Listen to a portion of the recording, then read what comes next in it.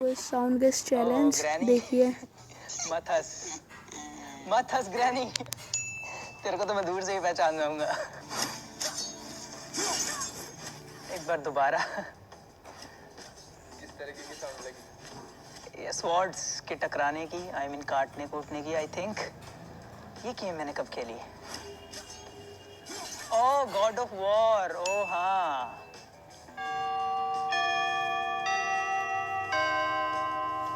Okay ये मैंने सुनी है, बट कौन सी गेम? वो स्कैरी टीचर वाली है ये, बाल्डी बेसिक्स। सुनी है मैंने, ये कहाँ? No idea. Five nights at Freddy's है। ओह हाँ यार,